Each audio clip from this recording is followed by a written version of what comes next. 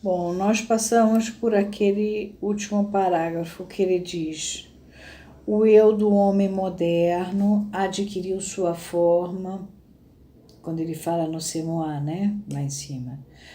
Como indicamos em outro ponto, ao impasse dialético da bela alma, que não reconhece a própria razão de seu ser na desordem que ela denuncia no mundo. Falei até daquelas mulheres, desculpe, estou cansada. Então.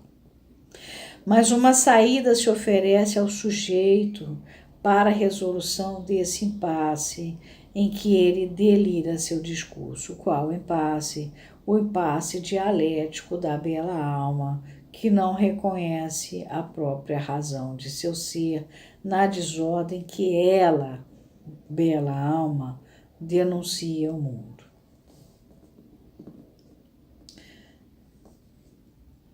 A comunicação, bela alma, é a bela indiferença do Freud. Ela não foi, ela não sabe, não é culpa dela, ela não tem noção do quanto ela contribuiu para a situação que ela está vivendo. Isso aqui é a tal da bela alma. A comunicação pode se estabelecer para ele, sujeito, validamente na obra comum da ciência e nas utilizações que ela ordena na civilização ocidental. Nas utilizações que a ciência ordena. Essa comunicação será efetiva no interior da enorme objetivação constituída por essa ciência e lhe permitirá esquecer sua subjetividade. Ele aí esquece dele e entra no barato da ciência. Ele colaborará eficazmente com a obra comum em seu trabalho cotidiano e povoará seu lazer com todos os encantos de uma cultura profusa que, do romance policial às memórias históricas, das conferências educativas à ortopedia das relações de grupo, ela marca muito a ortopedia, todo mundo engessado, les égaux égaux, os egos iguais. Dar-lhe-á meios de esquecer sua vida e sua morte, ao mesmo tempo que de desconhecer numa falsa comunicação o sentido particular de sua vida.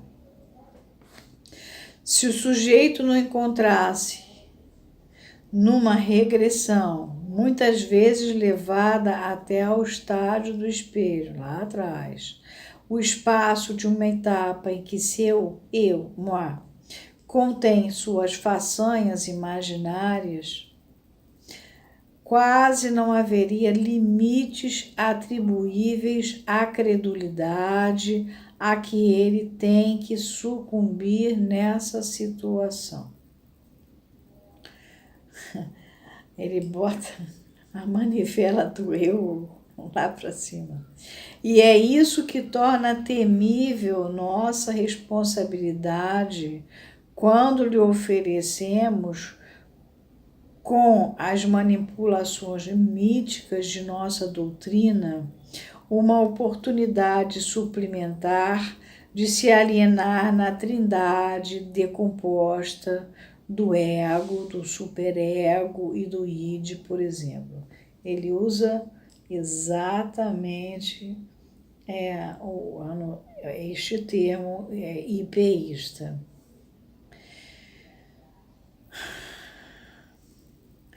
Há aí um muro de linguagem que se opõe à fala e as preocupações contra o verbalismo. O verbalismo é a tendência a dar mais importância do que as ideias, tá?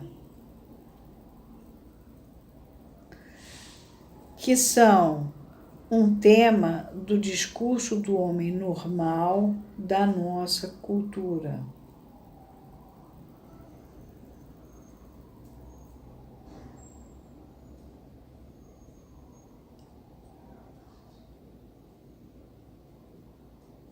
Só fazem reforçar-lhe a espessura.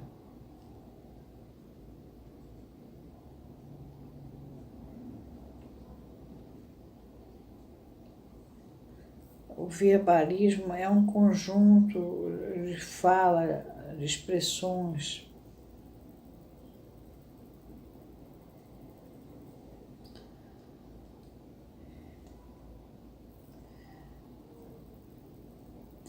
A espessura desse muro de linguagem que se opõe à fala. Não seria inútil avaliar esta última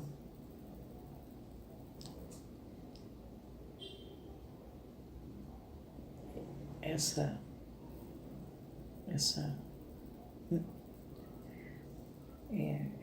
cultura pela soma estatisticamente determinada dos quilos de papel impresso. Hoje é computador, naquela época era papel mesmo. Dos quilômetros de sulcos discográficos e das horas de transmissão radiofônica que a referida cultura produz per capita, quer dizer, por cabeça, nas zonas A, B, C, nas classes A, B, C de sua área.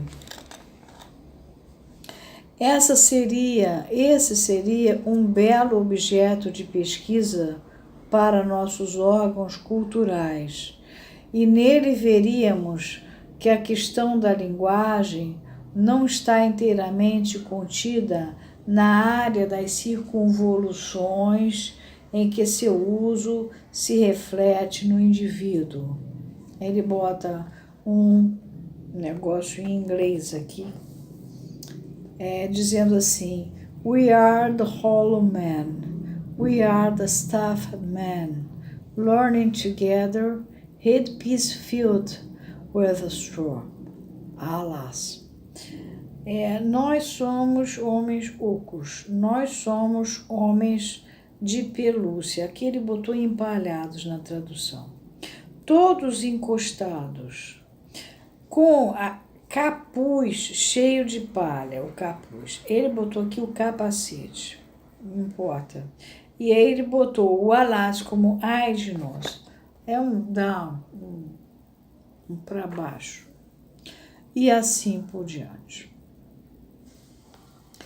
Bom, agora ele vai continuar com os comentários do que ele mostrou desses paradoxos.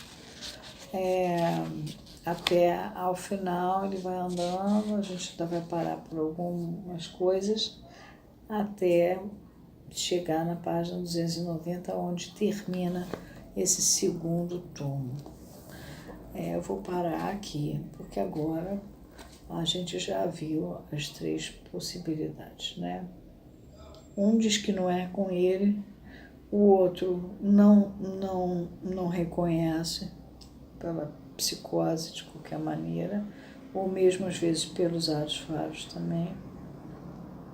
E o outro é aquele que eu citei, o caso da menina, porque não tem, ela encarna uma posição que não é nem a dela.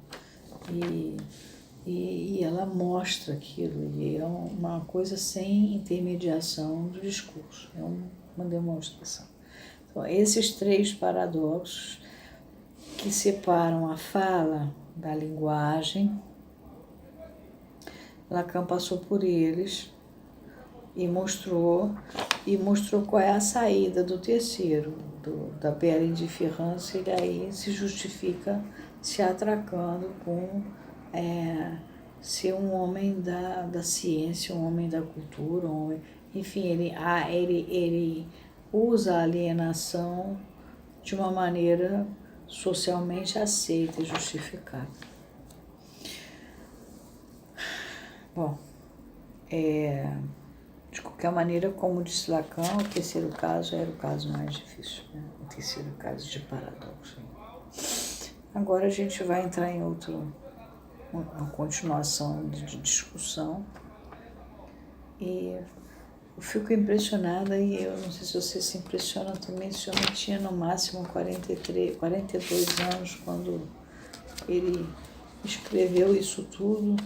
Ele já tinha saído da Associação Internacional de Psicanálise, estava tentando voltar, ele já tinha feito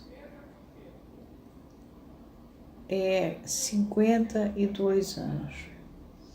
Aos 52 anos, ele consegue ter isto tudo de cultura, ter essa visão ampla da psicanálise, lembrando que o projeto do Freud tinha praticamente acabado de ser editado, quer dizer, o principal material da psicanálise com o qual ele vai lidar até, tinha acabado de ser editado póstumamente, quer dizer, Lacan tinha poucos...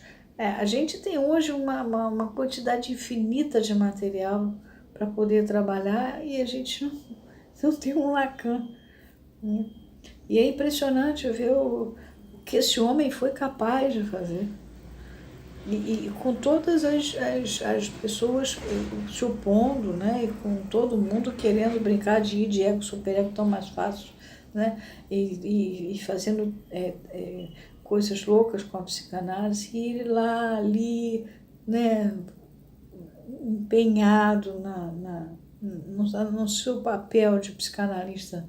Ele nasceu posicionado para aquilo e era aquilo que ele se dedicava, por mais transtornos que ele estivesse passando, tentando que uma sociedade digna fosse aceita dentro da Associação Internacional de Psicanálise.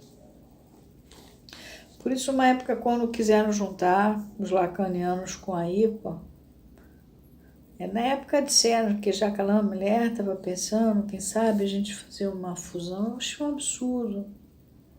A IPA não botou Lacan para fora, então botou Lacan para fora. Não tem cabimento o Lacan botar para dentro. A IPA, se quiser estudar Lacan, fique à vontade, nós temos muito material bom. Mas a gente se juntar à IPA, como assim? Não vejo sentido.